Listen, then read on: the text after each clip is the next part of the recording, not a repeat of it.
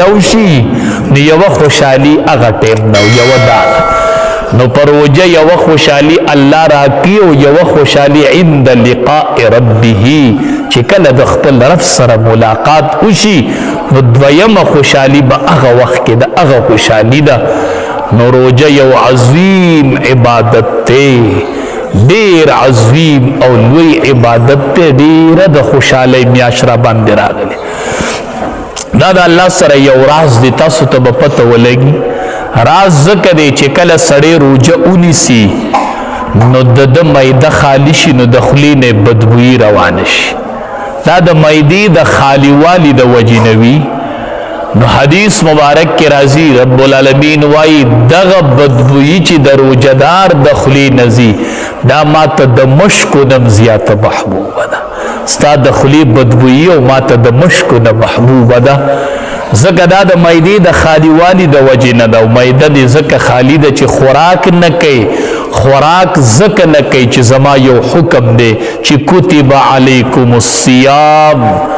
ما روجه فرض کړي خوراک به نه کوئ بس دا د الله حکم ماته متوجه دی و سوچو کوي په تمامي دنیا کې د مسلمانانو روجه ده خوراک تو سوک نه لاس کی او بشتو گوٹ نکی خوراک شتو نئی کی ویدہ دا اللہ حکم دینو الصوم لی وانا اجزی بیہی اللہ ویدہ دی رجوع بدل بزدر کی علماء ویدہ دی یو مطلب دا دی چی دا نور و اعمال بدل با اللہ دا فرشتو پلاس ورکی او دا روجی بدل با اللہ وی زخ پلا ورکم روجه ما د پاره نیولې دا زما سره یو رازو دیم علماوی الصوم لی وانا اجزا به یو روایت دسی دی نو د دې معنی بیا دا ده چې روجه ما د پاره د روجي بدله زیما د روجي بدله زما ذات دی زه به خپل ذات درکم د روجي بدله کې نه خوشاله روجتیانو الله وی مال روجه نیسئ وانا اجزا به او د روجي بدله زما ذات دی څه مطلب دا دی چې ته ما د پاره روجه ونیسه او د روجي په بدله کې به درله زه خپل دیدار درکم زه به دیدار درکم کنه ما به وویني په جنت کې د دې روجي په بدله کې دا معمولی خبره نه ده دا روجه زمونږ ده په دې به د الله زیارت میلو شي چې صرف د خوراک نه روجه ده او د څښاک نه روجه ده په دې روجه خو الله نه میلاوي په دې روجه د الله زیارت نه میلاویږي د الله ملاقات نه میلاویږي چې صرف د خوراک نه روجه ده او د څښاک نه روجه ده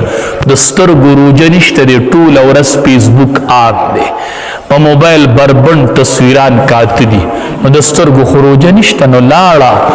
روجه ډال دی خو نبی علیہ السلام وی ما ته نه کوي ګوره دا ډال دی په دې د شیطان سره مقابله کیږي او خیال کوي ما ته نه کوي ګوره دا ماتیږي زمونږ نه دروغ ماتي غیبت ماتي په دې بیا تر شیطان مقابله نشي کولای نو د سترګو روجې ملاړلې اوله خبره دا ده چې زمونږ د سترګو روجه شي د نن نه بس د نن نه پخوا به زه فیسبوک نه ګورم دا د فیسبوک میاشت نه ده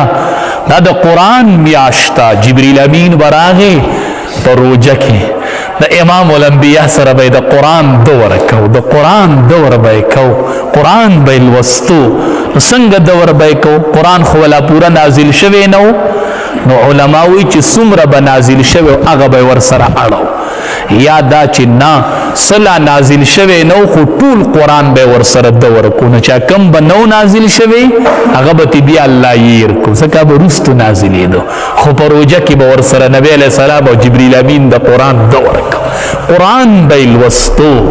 نو سترګې په قرآن باندې عادت کو په روجه کې دا د موبایل نه بالکل واړو ځوانانو سترګې واړو دی قرآن ته دسی متوجی کو ویلا د رمضان میاشتا چې په دې غړېدلو سترګو قرآن ته ګوري که تلاوت نم کوي خو چې ورته ګوري الله اجر درکوي چې روجهدار یو سترګې په قرآن لګي شیخ زکریا صاحب رحمت الله علیه وایي وی چې کله به د رمضان المبارک میاشت شروع شوله زمونږ د کور زنانو به هر زنانه به د کور د کار سره سره 1514 سپارې د قرآن کریم تلاوت کو د ورځې په یوه ورځ کې ډوډۍ پخې 15 پارې د قرآن تلاوت کوي پېشمني له تیارې کوي 15 سپارې د قرآن تلاوت کوي زنانه څه شولې هغه زنانه څه شولې چې داسې زنانه سړي له روژه ماتې تیارې چې د ورځې 10 پارې د قرآن تلاوت کړي او ماښام سړي له روژه ماتې تیارې چې دا زنانه سړي له پېشمنۍ تیارې چې 10 پارې قرآن لوستلی څه شو هغه کورونه څه شوې هغه زنانه موبایل ورک کړل هر څه د قرآن تلاوت ورک ځوانانو قرآن تلاس کوي بالکل د موبایل او فیسبوکونه او یوټیوبونه احتراز وکړي قرآن تلاس کوي دا د قرآن میاشته دا د قرآن میاشته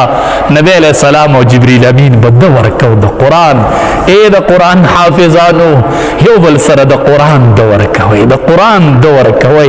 قرآن په مخه یو بل ته اوروئ وی دا د ده ور میاشته او جبریل امین به د نبی علیہ السلام سره ډیر میلاوېدو چې ډیر به ورسره میلاوېده نو د نبی علیہ السلام به ورسره سخاوت هم ډیر سیوا کېده حدیث مبارک کې راځي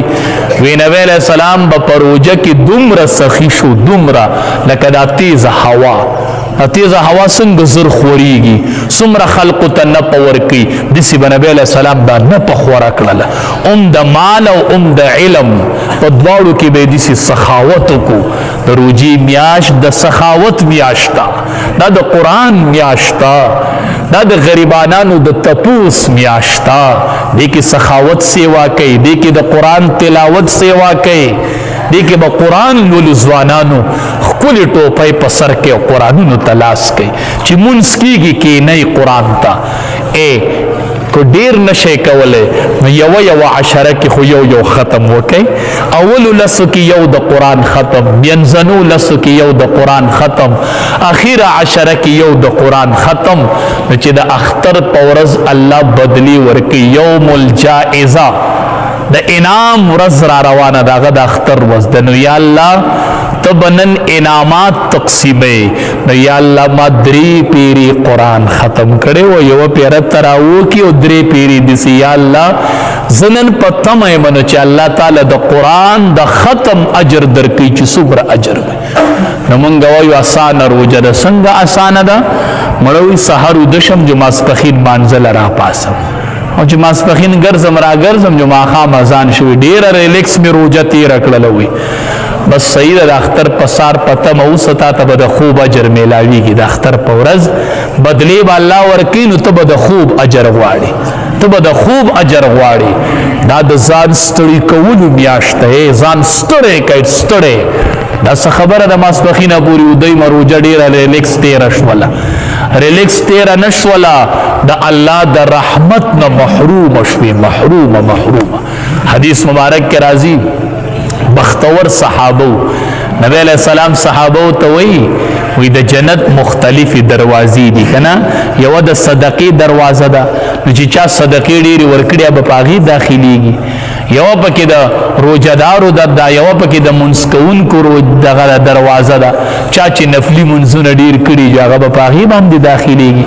او یو پکې د روژهدارو دروازه ده وی باب الریان ورته وایي ریان د هغې دروازې نوم دی وی په دې به صرف روژهدار داخلیږي صرف روژهدار به ننوځي چې اومې د رمضان روژې نیولي اومې ورسره نور نفلي روژې نیولي هغه روژهدار به په هغې داخلیږي نو ابوبکر صدیق رضی الله تعالی عنه ورته فرمایي د الله حبیبه دا خو ټول د خیر دي که پاره دروازه څوک داخل شو خو یې داسې کس په پکې چې هغه ته به دا ټولې دروازې دعوت ورکوي لکه صدقې والا ته به د صدقې دروازه اواز کوي مانځه والا ته به د مونځ کوي وی د الله حبیبه داسې به پکې چې هره دروازه به ورته اواز کوي داسې کس په پکې چې هره دروازه به یې رابلي نبی علیہ السلام ورته وایي وارجو ان تکون منهم زما امید دی چې هغه به تی زما امید دی چې هغه تی صرف ابوبکر صدیق رضی الله تعالی عنه وارجو ان تکون منهم زه امید ساتما چې هغه ته یو واحد یو سړی چې تا ته به هره دروازه وایي چې مرحبا مرحبا مرحبا، تا ته به هره دروازه اعلان کوي، تا ته به هره دروازه آواز کوي. ډېره مبارکه میاشت را باندې راغله. حدیث مبارک کې راځي اذا جاء رمضان، چې کله رمضان راشي لکه اوس راغی نو فتحت ابواب الجنه، د جنت دروازې الله کولاو کړلې. راځي وي د جنت دروازې کولاو دي، راځي ځوانانو اے ګناهګارانو ټول راځي ټول. فتحت ابواب الجنه،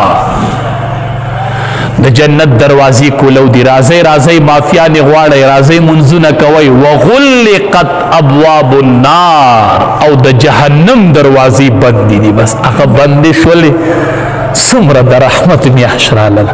څومره د روغې او د صلح میاشت راغله. ای ځوانانو دا د جوړې میاشت راغله، دا د صلح میاشت راغله، دا د الله سره د روغې میاشت راغله. الله روغه کوي، روجه ماتي پټې نیم کوي او د ماسپخین نیم کوي، چې روجهدار نو الله روغه کوي. دا د الله سره د روغې میاشت راغله. روغي وکو، روغه په دې میاشت کې ډېر په اسانه کېږي، ځکه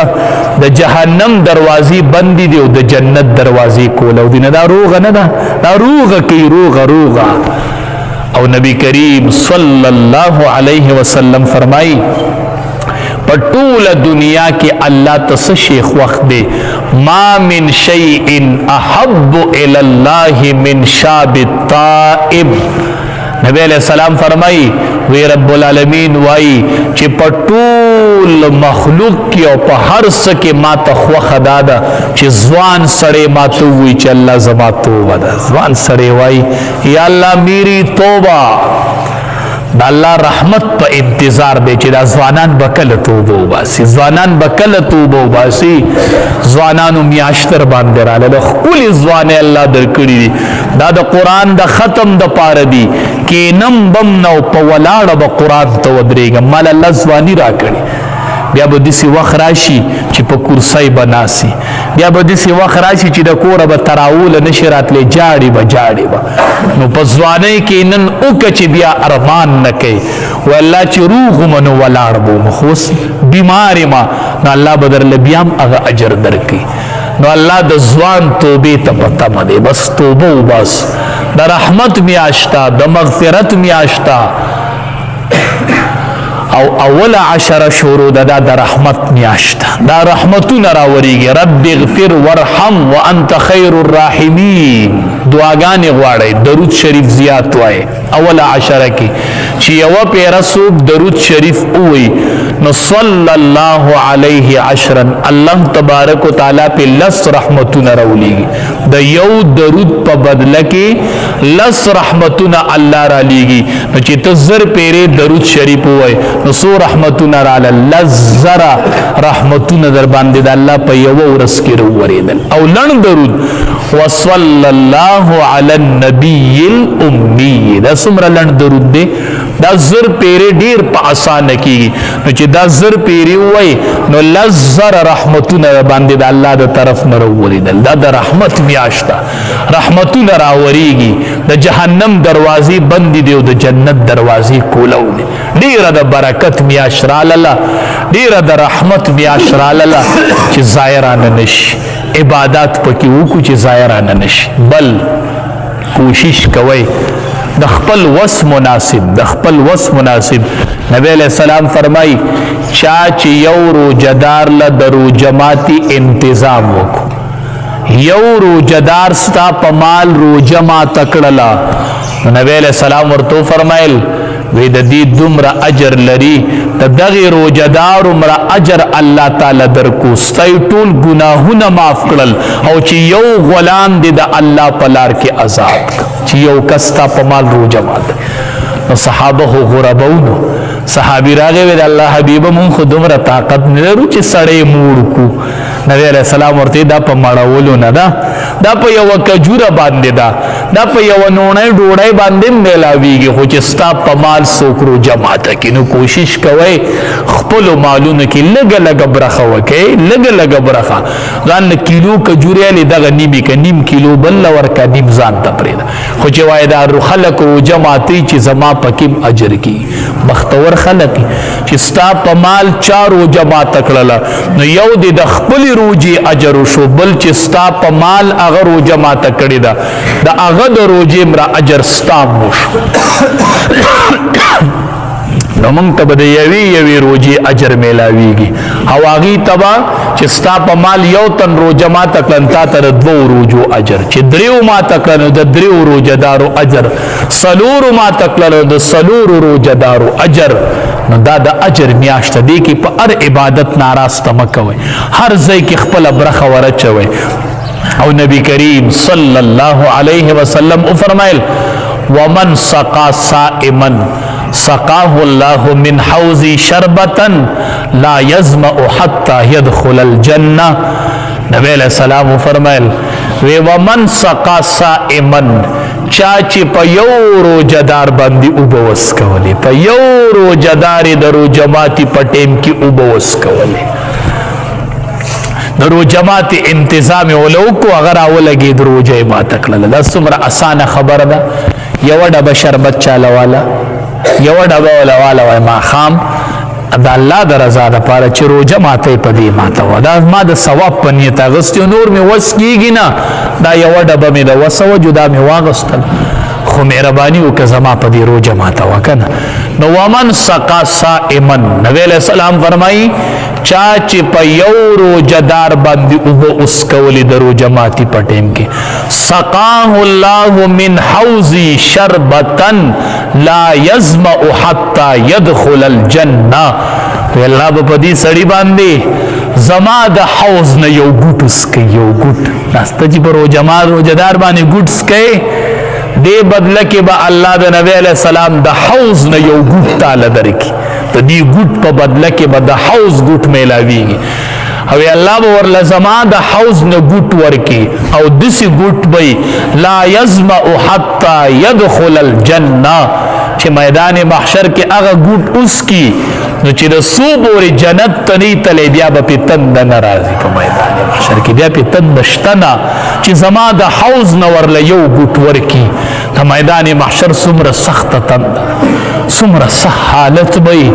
څومره سخته تنده به په هغې کې به ورله الله زما د حوض نه یو ګوټ ورکړي چې څو پورې جنت ته نه دی تللی په ده به بیا تنده نه راځي نو دا ګوټ د روجه ماتي په ټیم کې چاله د ګوټ ورکولو په بدله کې دی هی د یوه ورځ ووتله که نصیب کیږو نښې ورځې باقي پاتې دي نښې ورځې دي باز چې دا روجه ختم شي دا دغه به ختم شي دا برکات او دا رحمتونه او دا اثرات په ختم شي دا لږې ورځې دي ځکه نن خبرومه چې یوم الجائزه را روانه ده د اختر په ورځ بدلی به تقسیمیږي بیا به وایي مولي صاحب نو خبر د اول نه نو مونږ خو ټوله میاشت په موبایل کې تېره کړه مونږ خو ټوله میاشت په خوب کې تېره کړه مولي صاحب نو خبر ځکه نن خبرو چې اولې ورځې دي ونښلی د قرآن دومره تلاوت وکړئ چې دا ملک در باندې وګرځي بس لولی قرآن په مخه د قرآن ختمونه کوئ جماعت ته راځئ تراوه ختم هم بیګا شروع شوی دی بیگا مونږ یو سپاره په دې بنیاد وی که مونږ وی چاته پته نه نو چې کم زم ختم شروع ناراسته مکوي لنډ تراویړو تصور مکوي چې یو ختم وکي بل زه وګدي وینه الته ورځي دن پشمار ورځي دي پشمار 29 ورځې دي چې لنډې تراویح پکې اډوونه کوي د بی اوږدې ګورئ جومات کې ختم وشي نه میلاویږي حافظ قرآن په بیټک کې ودروه خو یې لنډې راله خوند نه راکوي ماله به الله بدله راکوي د اختر په ورځ نو چې ټولې تراویح مې اوږدې کړي چې الله یې راله اجر راکړي نو دا د لوټ مار میاشت ده حدیث مبارک کې راځي چې د رمضان میاشت شي الله را طرف نه آواز وشي وایي سیالي کوونکي را مخامخ شئ میدان ته شئ د عبادت سیالي کوونکي را میدان ته شئ دا د سیالۍ میاشت را میدان ته شئ میدان ته شئ دا د عبادت د سیالۍ میاشت ده الله دې مونږ ټولو له د صحیح عبادت توفیق راکړي او الله دې زمونږ د ټولو دا روجې خپل دربار الهي کې قبول کړي څومره کوشش ترنه کېدلی شي وږو له ډوډۍ ورکوئ او بربندو لجامع ورکوي د قرآن تلاوت کوي. دا درې صفته په رمضان کې ډیر خوند کوي کنه. دا په عثمان رضی الله تعالی عنہ کې دا درې صفاتو دا په رمضان کې ډیر مزه کوي کنه. بربندو له کپڑے ورکول، وګول ډوډۍ ورکول او د قرآن کریم تلاوت کول. قرآن ځان سره ګرځوي، ځان سره ګرځوي